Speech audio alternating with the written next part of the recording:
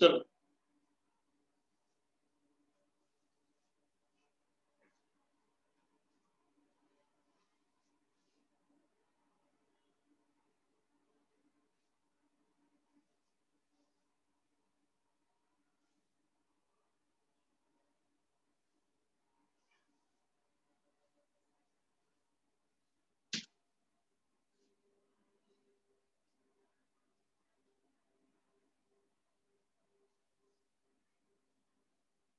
चलो हो गया।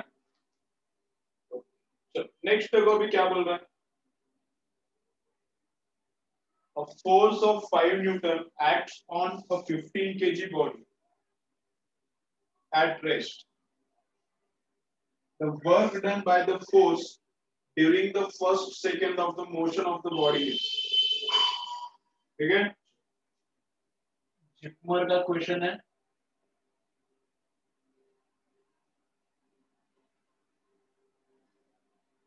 क्या बॉडी है 15 किलोग्राम का, body is of 15 kilogram and उसके ऊपर फोर्स कितने का लगाया, 5 न्यूटन का force. 5 newton force is applied on body of 15 KG, ठीक है।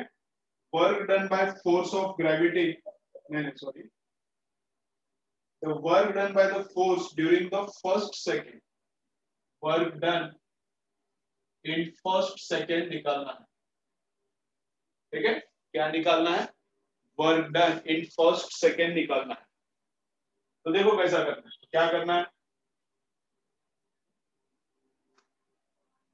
तो एक तो डिस्प्लेसमेंट निकालना पड़ेगा फर्स्ट सेकंड में, पहले सेकंड में डिस्प्लेसमेंट कितना होता है वो निकालना पड़ेगा। पहले सेकंड में डिस्प्लेसमेंट कितना होता है वो कैसे निकालेंगे, तो ऐसा करना पड़ेगा, displacement is equal to duty plus half AT square. Displacement in first second कितना होता है, तो उसके लिए ये फॉर्मूला यूज करना पड़ता है। अब इनिशियल वेलोसिटी कितना है, initially body is at rest, initially क्या दिया है, बॉडी इज एट रेस्ट, तो ये वाला पार्ट जीरो है, ठीक है। A force of 5 Newton acts on a 15 kg body initially at rest. Find out work done in first second. तो initially rest पे है, तो ये initial velocity जीरो, तो ये वाला पार्ट जीरो हो गया। फिर नेक्स्ट क्या करना है, नेक्स्ट ये हाफ एटी स्क्वायर कैलकुलेट करना है। तो हाफ का हाफ, एक्सेलरेशन कितना है इसका, एक्सेलरेशन है, एक्सेलरेशन कितना है, फोर्स डिवाइडेड बाय मास, है ना। Acceleration force divided by mass, force divided by mass 15,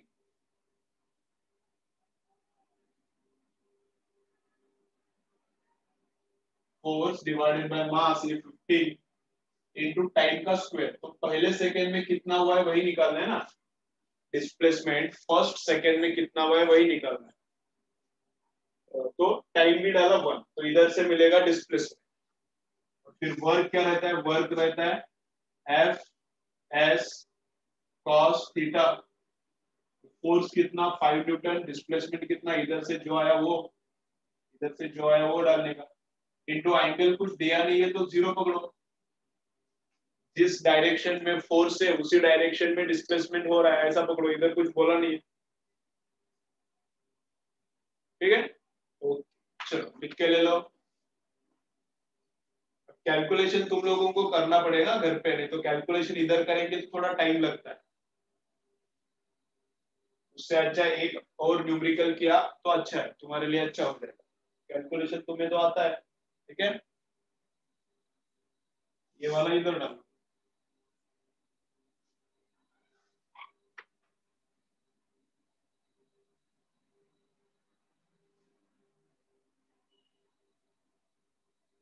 चलो हो गया, क्या रहा है?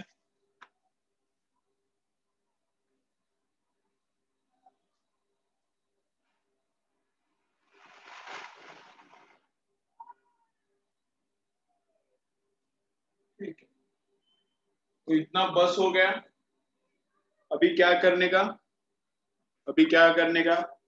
वर्क, एनर्जी एंड पावर का फर्स्ट बीट कंप्लीट हो गया है। वर्क, एनर्जी एंड पावर का फर्स्ट बिट कंप्लीट हुआ है, वो पूरा सॉल्व करो। फर्स्ट बिट क्या है? Work done bye constant force. Work done bye constant force, ये पूरा सॉल्व करके ले लो। ठीक है,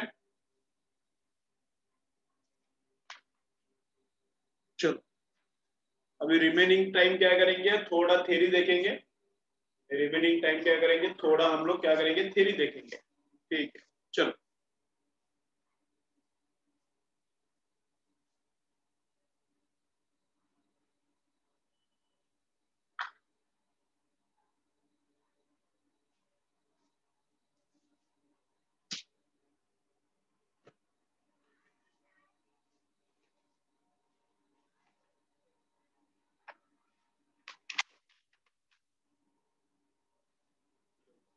देखो नेक्स्ट पॉइंट क्या है? एनर्जी। नेक्स्ट पॉइंट क्या है? एनर्जी। तो एनर्जी क्या है? स्केलर है। चलो लिखते चलो। नेक्स्ट पॉइंट क्या है? एनर्जी। तो एनर्जी क्या है? स्केलर है क्या वेक्टर है? तो स्केलर है। चलो लिखो, एनर्जी क्या है? स्केलर है। वर्क, पावर, एनर्जी में वर्क हो गया, अभी एनर्जी देखना है, उसके बाद नेक्स्ट पावर देखना है। एनर्जी का यूनिट क्या है? तो एनर्जी का यूनिट है जूल। और क्या है? Watt second. एनर्जी का यूनिट क्या है? जूल है, या फिर क्या है? वैट सेकेंड है। और क्या है? और क्या है? एनर्जी का यूनिट कैलोरी भी है। एनर्जी का यूनिट कैलोरी भी है।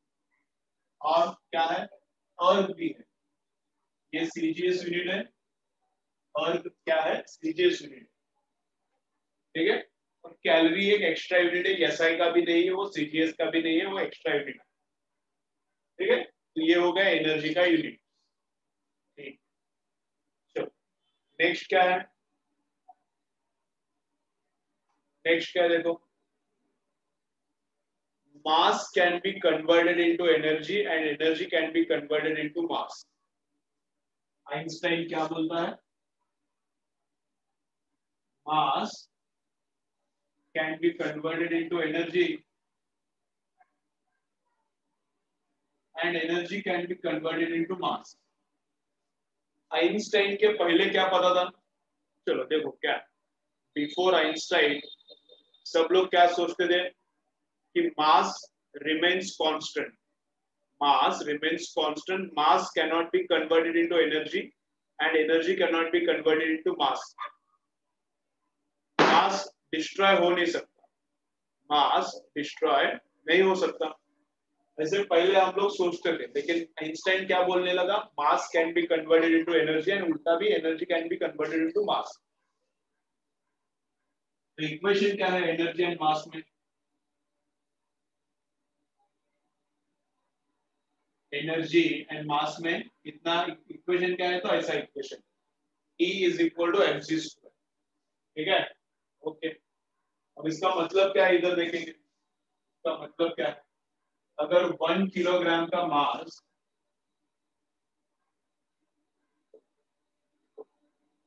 अगर 1 किलोग्राम का मास एनर्जी में कन्वर्ट किया तो कितना एनर्जी जनरेट होता है?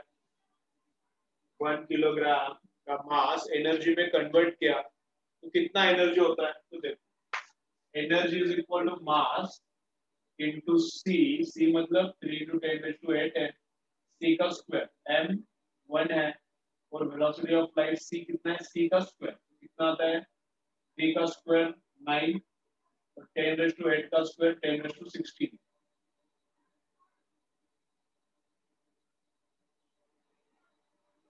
ठीक है, तो कितना आता है? 10⁻16। तो ये बहुत बड़ा एनर्जी रहता है। 1 किलोग्राम जब एनर्जी में कन्वर्ट होता है तो इतना एनर्जी है, बहुत बड़ा एनर्जी है, बहुत ज्यादा एनर्जी है। ठीक है, ओके। क्या है, इधर फटाके फोड़ रहे हैं, मेरे को बीच बीच में डिस्टर्ब हो रहा है। ठीक है, तो आइंस्टाइन बोलता है मास can be converted into energy and energy can be converted into mass.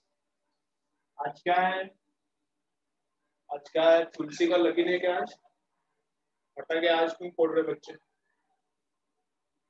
चलो नेक्स्ट है, नेक्स्ट है एनिहिलेशन ऑफ मास। चलो इतना लिख के ले लो, फिर नेक्स्ट बताऊंगा। इतना लिख के ले लो, है जैसे लिखा है मैंने वैसा ही लिख के ले लो। नेक्स्ट,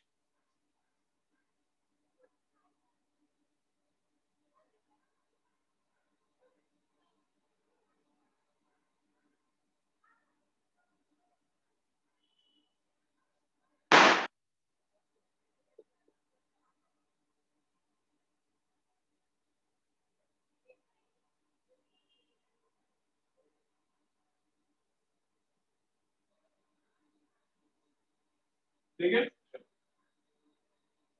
इधर तक लिखो पहले। ये एनिहिलेशन ऑफ मास क्या है मैं बोलता हूँ, इधर तक लिखो पहले, कंप्लीट करो।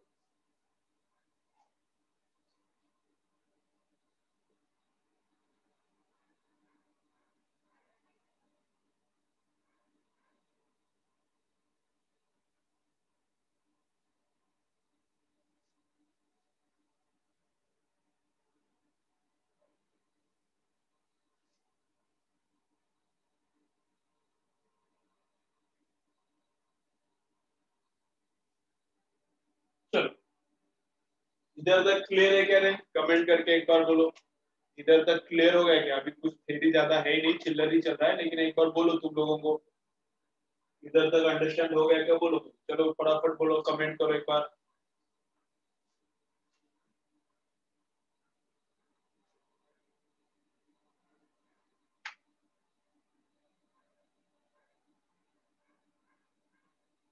बोलो बाकी लोग क्या कर रहे हो रे? सब लोग अभी एकदम फुल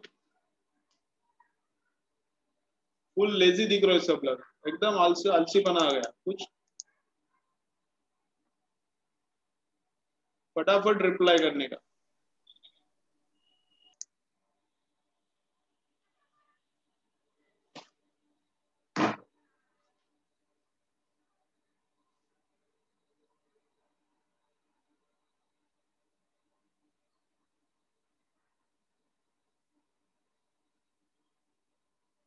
ठीक है, चलो तो नेक्स्ट देखना है एनिहिलेशन ऑफ मास। नेक्स्ट क्या देखना है? Annihilation of mass. तो एनिहिल मतलब क्या? एनिहिलेशन मतलब डिस्ट्रॉय होना। एनिहिलेशन, एनिहिलेशन मतलब क्या होना? डिस्ट्रॉय होना। तो मास का डिस्ट्रॉय होना। तो इसमें क्या होता है, ये atoms, molecules and nuclei chapter में हो जाएगा और एक बार। तो इसमें क्या होता है, एक इलेक्ट्रॉन, माइनस लिखा है, ई माइनस मतलब इलेक्ट्रॉन, एंड पॉजिट्रॉन। तो पॉजिट्रॉन क्या रहता है? तो पॉजिट्रॉन रहता है, पॉजिट्रॉन क्या रहता है? पॉजिट्रॉन एग्जैक्टली इलेक्ट्रॉन जैसा ही रहता है, लेकिन उस पे बस चार्ज पॉजिटिव रहता है। पॉजिट्रॉन क्या रहता है? इलेक्ट्रॉन जैसा ही सेम रहता है, लेकिन इलेक्ट्रॉन पे चार्ज -1.6 10⁻19 रहता है, पॉजिट्रॉन पे चार्ज +1.6 10⁻19 रहता है। तो पॉजिट्रॉन का मास, इलेक्ट्रॉन का मास सेम, बस उनका चार्ज अलग अलग। ओके, और कुछ बड़ा कंसेप्ट नहीं है पॉजिट्रॉन मतलब, बस याद रखो।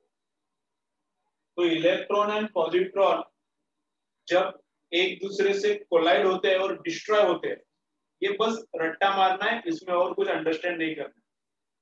इलेक्ट्रॉन एंड पॉजिट्रॉन एक दूसरे से कोलाइड होता है और डिस्ट्रॉय होता है, तो वहां से दो गैमा रेज निकलते हैं। गैमा रेज मतलब अपना लाइट का रेज जैसा रहता है, विजिबल लाइट। अभी वहां ट्यूब है तो ट्यूब से इधर लाइट आ रहा है, वैसा ही गैमा रे मतलब रेज रहता है, तो गैमा रेज प्रोड्यूस होता है।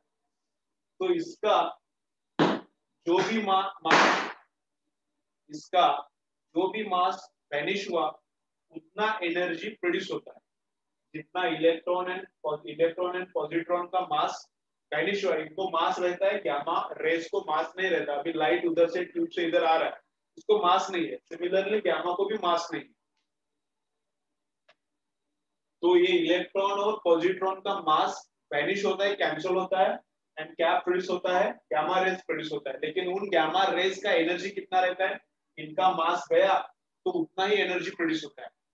इनका मास गया तो ये मास mc² इक्वेशन से एनर्जी प्रोड्यूस करता है। तो हर एक गामा रे का एनर्जी कितना रहता है, हर एक गामा रे का एनर्जी इतना रहता है 0.51 मेगा इलेक्ट्रॉन वोल्ट ना, 0.51 मेगा इलेक्ट्रॉन वोल्ट। तो इस गामा रे का इतना एनर्जी इंटू 2 मतलब इस गामा का इतना एनर्जी, इस गामा का इतना। एनर्जी किधर से आया, गामा को एनर्जी किधर से मिला, तो ये इलेक्ट्रॉन का मास कन्वर्ट होता है एनर्जी में, इतने एनर्जी, और पॉजिट्रॉन का भी मास इतने एनर्जी में कन्वर्ट होता है। तो इसका मास का एनर्जी एक गामा को, इसके मास का जो भी एनर्जी में कन्वर्ट हुआ एक गामा को मिलता है। तो क्या इलेक्ट्रॉन एंड पॉजिट्रॉन कोलाइड होते हैं, इलेक्ट्रॉन एंड पॉजिट्रॉन कोलाइड होते हैं एंड वैनिश होता है, और कितना एनर्जी प्रोड्यूस होता है, तो इतना एनर्जी प्रोड्यूस होता है। ठीक है, पेयर एनिलेशन लिख के ले लो, ये भी लिख के ले लो, इसका एक्सप्लेनेशन में कल करता हूं। ये पेयर प्रोडक्शन का एक्सप्लेनेशन क्या करता हूं, कल करता हूं। ठीक है, का स्क्रीनशॉट ले लो फटाफट, एंड ये और ये लिख के ले लो, उसमें से स्क्रीनशॉट में से लिख के ले लो, स्क्रीनशॉट लेके चुप मत बैठो। ठीक है, ये और ये लिख के ले लो, इसका और थोड़ा एक्सप्लेनेशन में कल भी करता हूं। ओके, चलो तो आज के लिए होमवर्क क्या है, आज के लिए होमवर्क क्या है, वर्क पावर एनर्जी का फर्स्ट बिट, एमसीक्यू का फर्स्ट जो भी सेक्शन है वो अभी सॉल्व करने का। ठीक है, तो चलो आज के लिए बस इतना ही, बस हो गया। कल 6 o'clock मिलते हैं। ओके, चलो बाय।